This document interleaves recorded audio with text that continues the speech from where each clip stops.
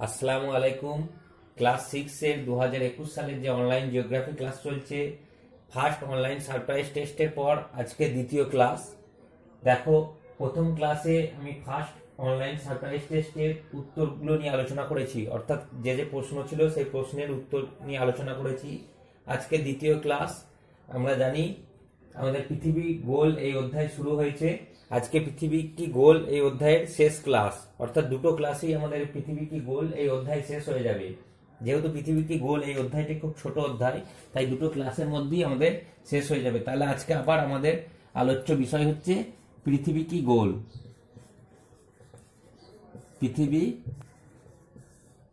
কি গোল, এইটা হচ্ছে আজকে আমাদের আবার আলোচ্য বিষয়। দেখো, এর আগের ক্লাসে পৃথিবী কি গোল বা পৃথিবী গোলাকার কারণ আমরা বুঝতে পারি না কেন, সেই প্রশ্নের উত্তর আমি কিন্তু আলোচনা করেছি। 5 নম্বর, পৃথিবী কি গোল, পৃথিবী গোল হওয়া সত্ত্বেও আমরা বুঝতে পারি না কেন, এই প্রশ্ন কিন্তু আমি আলোচনা করেছি। তবু আজকে আরেকবার রিভিশন করিয়ে দিচ্ছি। দেখো, তোমাদের সুবিধার্থে, আগে কি মানুষের ধারণা ছিল যে পৃথিবী একটা সমতল বা অনেকটা চ্যাপ্টা রুটির মতো, কিন্তু পরবর্তীকালে যখন প্রমাণ পাওয়া যায় যে পৃথিবী গোল, সেই উত্তর নিয়ে আমি আজকে আলোচনা করব। দেখো, এর আগের ক্লাসে আলোচনা করেছি, তবু আজকে আর একবার করছি। প্রথম, জাহাজ পর্যবেক্ষণ। প্রথম পয়েন্ট ছিল কি, দুটো পয়েন্টস করবে পৃথিবী কি গোল, একটা হচ্ছে প্রত্যক্ষ প্রমাণ, একটা হচ্ছে পরোক্ষ প্রমাণ। তাহলে প্রথমে আমরা পরোক্ষ প্রমাণ কি কি আছে দেখে নিই। দেখো, এর আগের ক্লাসে হয়েছে, তাই আমি একদম শর্টে বলে চলে যাব। অনেকদিন আগে ক্লাসটা করিয়েছি বলে আরেকবার বলে দিচ্ছি। এই পরোক্ষ প্রমাণের ভেতরে আবার অনেকগুলো প্রমাণ আছে। কি, পরোক্ষ প্রমাণের 1 নম্বর দেবে জাহাজ পর্যবেক্ষণ।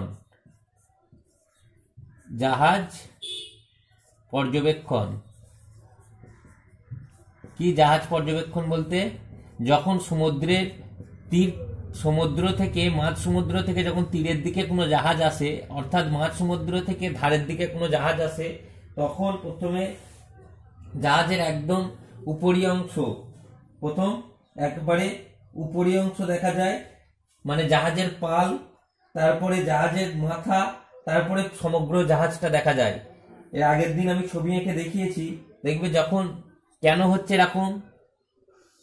পৃথিবী জানি এরকম গোলাকার টাইপের, এইটা হওয়ার কারণেই প্রথম যখন জাহাজটা এই দিকে থাকে, তখন জাহাজের শুধু এই মাথার অংশটা দেখা যায়। এখান থেকে যখন দেখে কেউ, তখন শুধু এই মাথার অংশটাই দেখা যায়।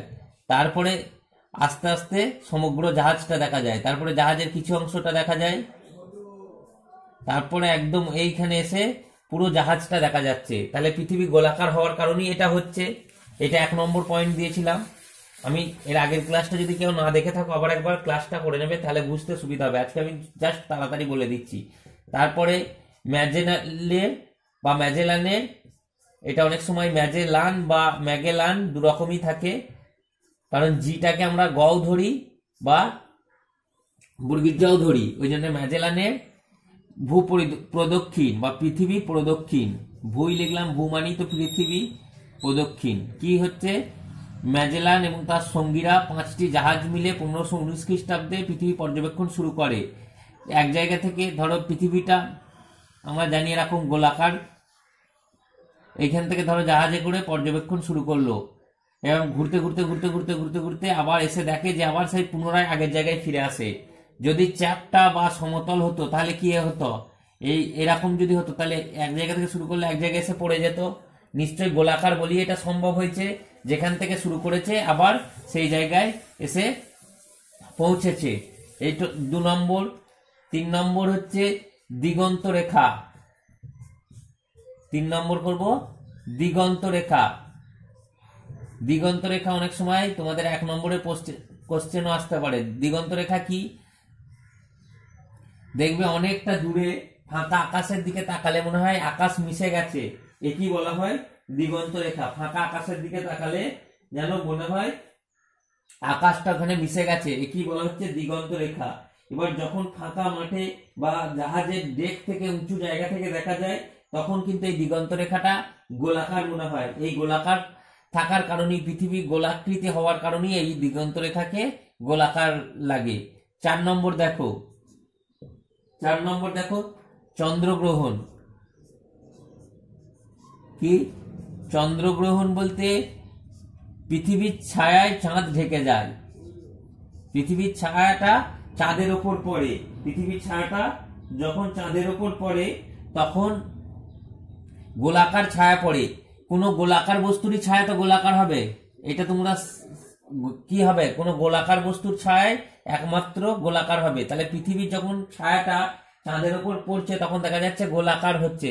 তাহলে এ থেকে আমরা বলতে পারি যে পৃথিবী অবশ্যই গোল, পৃথিবী অবশ্যই গোল। তারপরে 5 নম্বর দেখো সূর্যোদয় ও সূর্যাস্ত।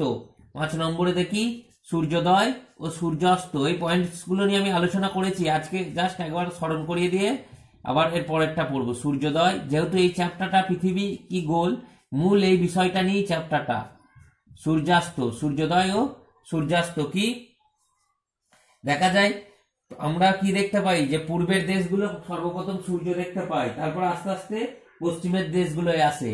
এইভাবে যদি পৃথিবী গোল না হয়ে সমতল হতো, পৃথিবী গোল না হয়ে সমতল হতো, সব জায়গায় একত্রে সূর্যোদয় ও সূর্যাস্ত হতো। কিন্তু এক্ষেত্রে দেখা যায় এক জায়গায় যখন সূর্যোদয় হয় আর এক জায়গায় তখন সূর্যাস্ত হয়। এক্ষেত্রে আমরা বলতে পারি পৃথিবী গোলাকার বলি সম্ভব। এই হলো 5টা প্রত্যক্ষ পরোক্ষ প্রমাণ। আর লাস্ট তোমরা দেবে প্রত্যক্ষ প্রমাণ। লাস্ট কি দেবো আমরা, প্রত্যক্ষ প্রমাণ। তাহলে এইদিকে দিয়ে দেবো 1-এর দাগের, এগুলো হলো 2-এর দাগের, এখানে দেবো, এটা তলায় দেবে। আমি তোমাদের বুঝতে অসুবিধা হয় বলে বোর্ডে, তাই জন্য আমি এখানে দিইনি। প্রত্যক্ষ প্রমাণ, প্রত্যক্ষ মানে কি সরাসরি। কি প্রত্যক্ষ প্রমাণ, এখন মানুষ কি যাচ্ছে, এখন মানুষ রকেটের সাহায্যে পৃথিবীর বাইরে চলে যায় এবং পৃথিবীর বাইরে থেকে সরাসরি পৃথিবীকে দেখতে পায় যে পৃথিবী গোলাকার, পৃথিবী গোলাকার। এ থেকে আমরা বলতেই পারি যে অবশ্যই পৃথিবী গোল। এ থেকে আমরা বলতে পারি অবশ্যই পৃথিবী গোল, কারণ বাইরে থেকে সরাসরি দেখা যাচ্ছে। দেখবে স্যাটেলাইটের মাধ্যমে, যে স্যাটেলাইট বলতে কৃত্রিম উপগ্রহ, কৃত্রিম উপগ্রহের মাধ্যমে আমরা কোনো জায়গায় খেলা হলে, কোনো জায়গায় খবর, সারা পৃথিবীর খবর আমরা এক জায়গায় বসে অন্য জায়গায় দেখতে পাই। কিসের মাধ্যমে, স্যাটেলাইটের মাধ্যমে।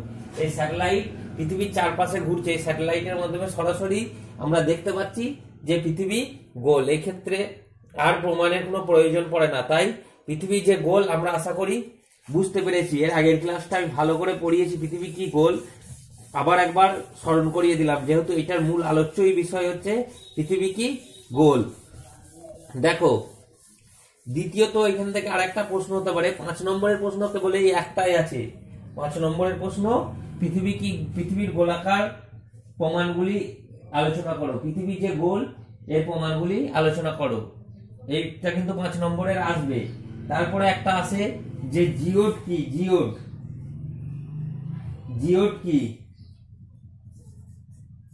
এইটা আসে অনেক সময়। জিওড বা বাংলায় লেখা থাকে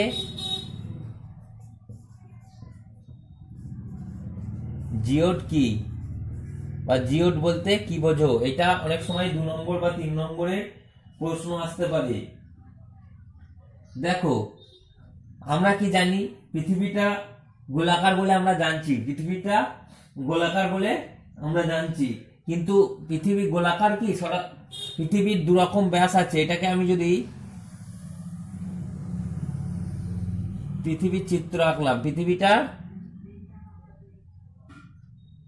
এইটা যদি সেন্টার হয়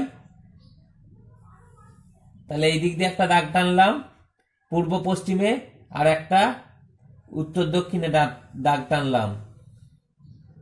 দেখো তাহলে যদি গোল হয়, আমরা জানি গোলের কেন্দ্রবিন্দু থেকে চারিদিকটা সমান হয়, কিন্তু আমরা জানি না সমান নাই। পৃথিবীর এই দিকটার ব্যাস হচ্ছে, এই লম্বালম্বির যে ব্যাসটা হচ্ছে, এটা হচ্ছে 12,756 কিমি। তোমাদের বইয়ে দেখবে দেওয়া আছে 12,756 কিমি। এটাকে বলা হয় নিরক্ষীয় ব্যাস। এটাকে কি বলা হচ্ছে, নিরক্ষীয় ব্যাস। তাহলে নিরক্ষীয় ব্যাসের দৈর্ঘ্য কত, 12,756 কিমি।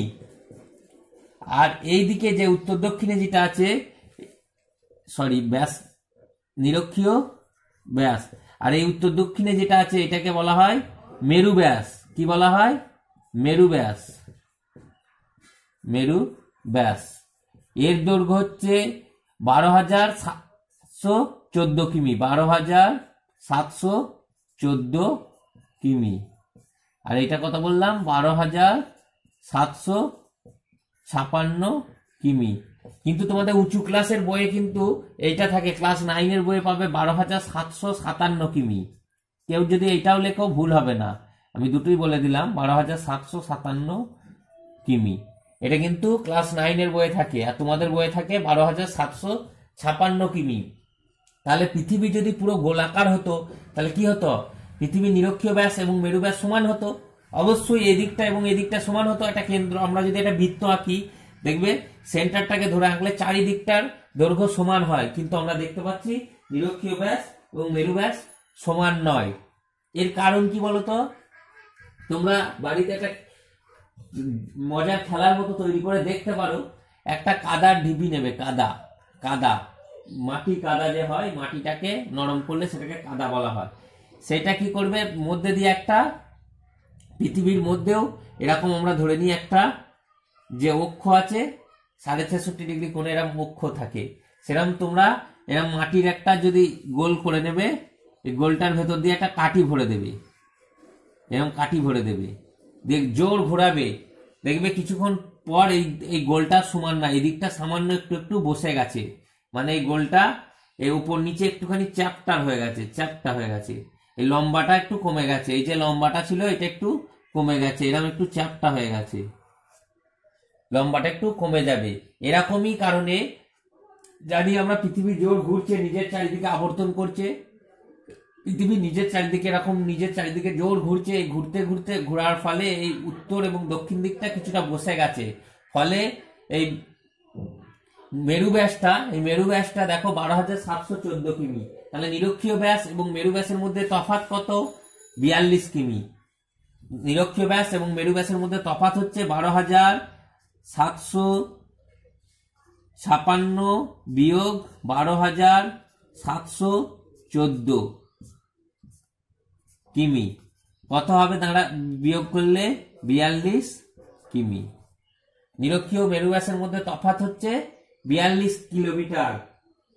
তাহলে আমরা যে পৃথিবীর আকৃতি সম্পর্কে বিভিন্ন ভূবিদ, মানে বিভিন্ন ভূতাত্ত্বিকবিদ, ভূগোলবিদ বিভিন্ন রকম মতবাদ দিয়েছেন।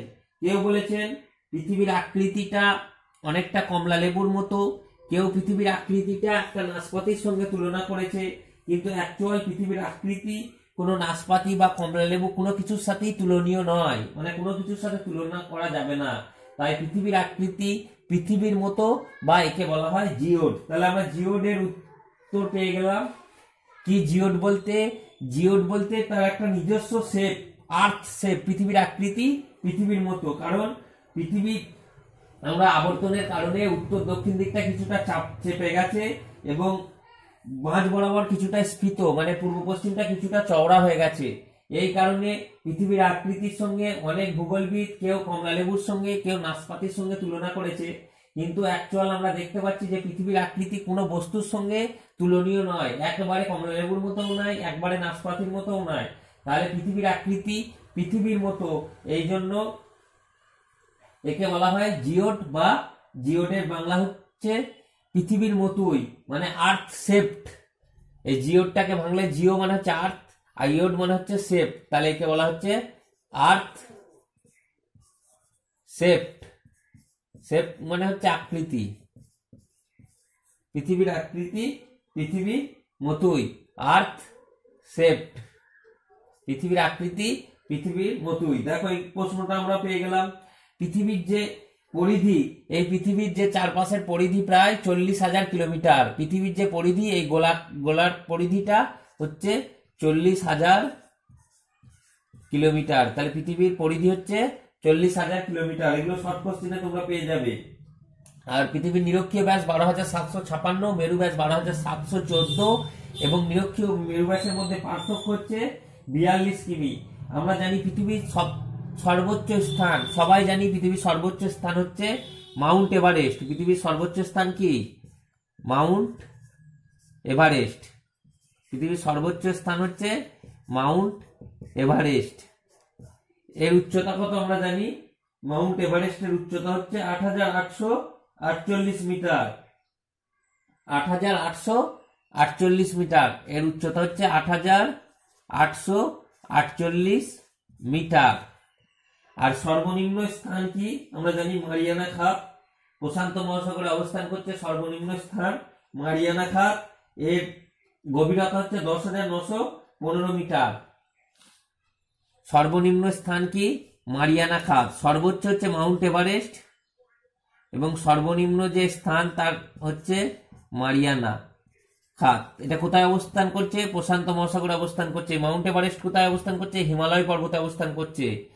এর গভীরতা হচ্ছে 10,915 মিটার। তাহলে এই দুটোর মধ্যে দেখো মারিয়ানা খাত এবং মাউন্ট এভারেস্টের মধ্যে, মারিয়ানা খাত এবং মাউন্ট এভারেস্টের মধ্যে তাহলে কত তফাৎ? সর্বোচ্চ এবং সর্বনিম্ন স্থানের মধ্যে উচ্চতার পার্থক্য কত হচ্ছে? প্রায় 20 কিলোমিটার। কত? প্রায় 20 কিলোমিটার। প্রায় 20 কিলোমিটার হচ্ছে সর্বোচ্চ এবং সর্বনিম্ন স্থান। কিন্তু পৃথিবীটা আমরা দেখে মনে করি যে এরকম গোলাকার থাকলে, দূর থেকে কিন্তু মহাকাশ মহাশূন্য থেকে আমাদের এখানে এই পৃথিবীটাকে একদম সমতল মনে হলেও এর সর্বোচ্চ এবং সর্বস্থানের তফাৎ হচ্ছে প্রায় 20 কিলোমিটার, মানে 20,000 মিটার, 20,000 মিটার, প্রায় 20,000 মিটার। তাহলে আজকে আমরা যে এই চ্যাপ্টারটা পুরোটা শেষ করলাম, পৃথিবী কি গোল, এই চ্যাপ্টার তাহলে মূল দুটো কোশ্চেন হচ্ছে পৃথিবী কি গোল তার সপক্ষে প্রমাণ দাও, এবং তার সাথে সাথে পৃথিবী যে জিওড আকৃতি তার প্রমাণ দাও। তার সাথে সাথে কয়েকটি শর্ট কোশ্চেন এবং 2 নম্বরের পড়লেই চলে যাবে। তাহলে আজকের ক্লাস আমি এখানেই শেষ করছি।